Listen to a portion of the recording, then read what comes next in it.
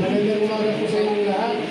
Ako nga pala si Kagawad Joey the Twin ng Mapandan po. Ito po ay initiative ni Tattoo Nurse po para pumunta dito at makapagbigay ng biyaya po sa inyo. Araw-araw po namimigay po kami ng biyaya. Hindi lang po sa jail kasi nagbabakas po kami.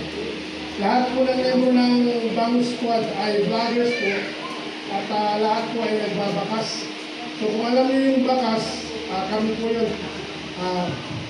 Siya yung hali ng bakas ng Dimalo eh. Ito, si Romulo Garcia Manawis. Kasama rin po namin si Daddy Frankie. Kung kilala niyo po si Daddy Frankie, kasama po niya. Actually ngayon, may event si Daddy Frankie at invited po kami pupunta sa mga tarong. Pero, nauna po kasi ang DJP.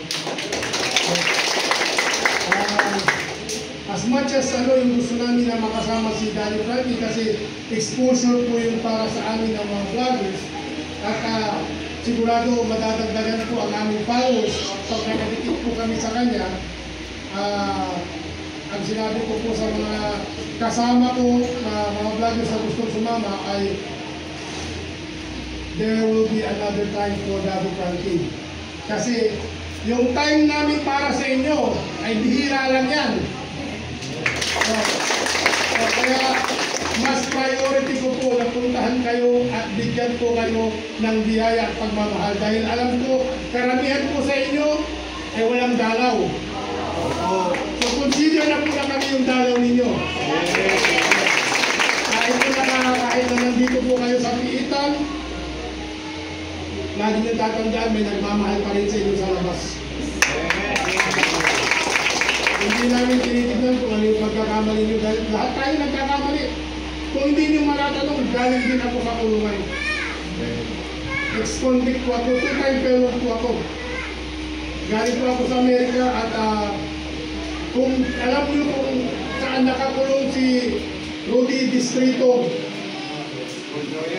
doon po ako galing.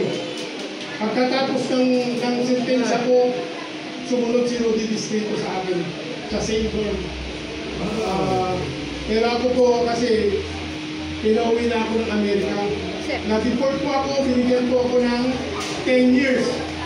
At actually, na-serve ko na po yung 10 years ko dito sa Pilipinas. Actually, mag-20 years na ako dito, pero hindi pa ako bumabalik kasi mahal ko ang Pilipinas. Mas gusto ko dito.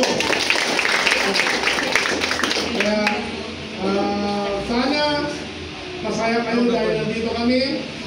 At kung papalarin at may blessing pa dumating, sana tuloy-tuloy ang ginagawin namin na pagpasal at pagbigay ng biyaya po sa inyong lahat. Maraming salamat po.